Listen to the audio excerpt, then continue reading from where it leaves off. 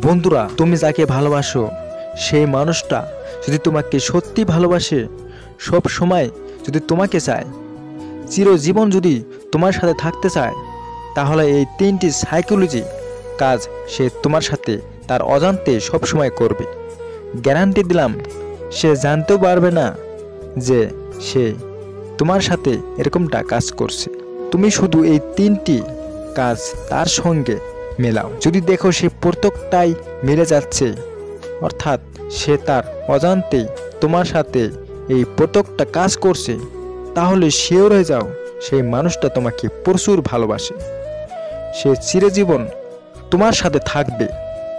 তাই এই ভিডিওটা দেখার পর তাকে গিয়ে গলা জড়িয়ে ধরে তাকে বলো, আই লাভ ইউ, আমি তোমাকে পাগলের মতো ভালোবাসি। তো বন্ধুরা, প্রথম point, every time new time. প্রত্যেক সময় নতুন সময় খুবই মোস্ট ভেরি ইম্পর্ট্যান্ট পয়েন্ট। দেখো, যদি তোমার সম্পর্কে এই পয়েন্টটা থাকে, তাহলে গ্যারান্টেড তোমার ভালোবাসা 100% সত্যি। সে তোমাকে চিরজীবনের জন্য সত্যি ভালোবাসবে।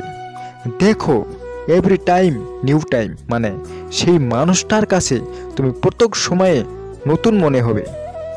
সে কখনোই তোমাকে পুরনো মনে করবে না, তুমি কখনোই তার কাছে পুরনো হতে পারো না। সে যদি তোমাকে সত্যি হৃদয় থেকে ভালোবাসে, তাহলে তার কাছে তুমি সব সময় একজন নতুন মানুষ মনে হবে। মানে এই পয়েন্টটা আর অর্থটা হচ্ছে অনেকজনের সাথে সম্পর্ক করার থেকেও ভালো একজনের সাথে বারবার সম্পর্ক করা।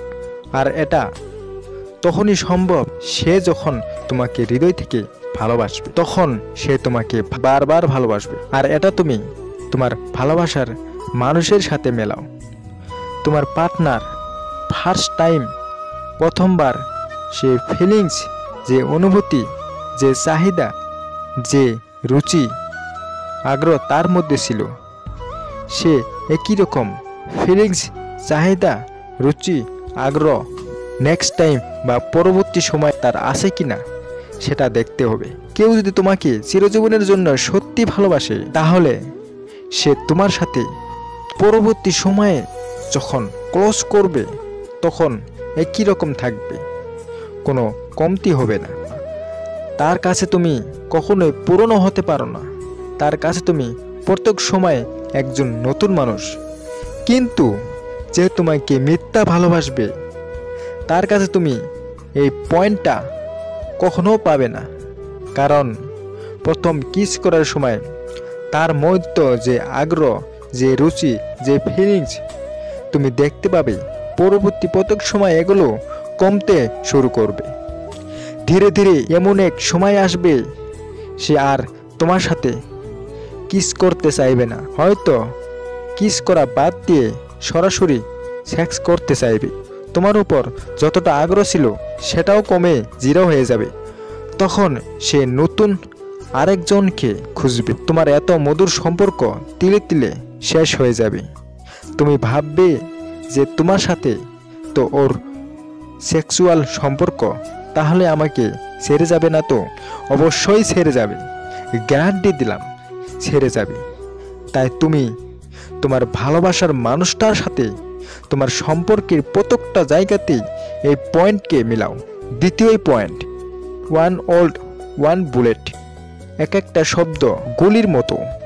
দেখো, যখন তোমার কথা তার মনে বন্দুকের গুলির মতো আঘাত করবে, সে তোমাকে অরিজিনাল মন থেকে, হৃদয় থেকে সত্যি ভালোবাসে। মানে তোমার দুঃখ, তোমার কষ্ট, তোমার খুশি সে নিজের মনে করবে। তাই যখন তুমি তাকে ইমোশনালি বা দুঃখীভাবে কিছু বলবে, তখন সেই বিষয়টাকে সে নিজের মনে করবে, সলভ করবে। যতক্ষণ না পর্যন্ত সমস্যার সমাধান হবে, ততক্ষণ সে শান্তি পাবে না। সব সময় তোমার কথাই তার মনে, ব্রেনে ঘুরতে থাকবে। মানে মেন কথা, তোমার যে কোনো কথাকে সে সিরিয়াসলিভাবে নেবে। দেখো, কারো কথা আমরা সিরিয়াসভাবে কখন নেই যখন সেই মানুষটা আমাদের কাছে খুবই মূল্যবান, খুবই গুরুত্বপূর্ণ।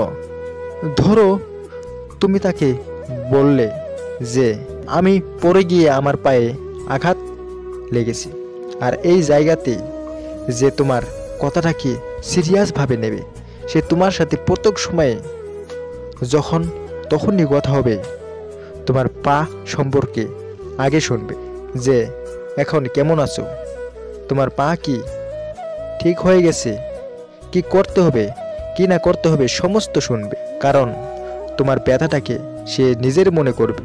তাই যতক্ষণ না পর্যন্ত তুমি বলবে আমি ঠিক হয়ে গেছি, ততক্ষণ সে তোমাকে যত্ন করা শুরু করবে।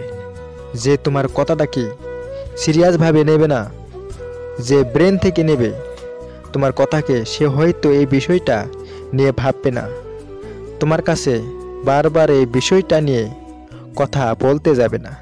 তাই একটা কথা সব সময় মাথায় রাখবে, ভালোবাসা মন থেকে হয়, ব্রেন থেকে নয়।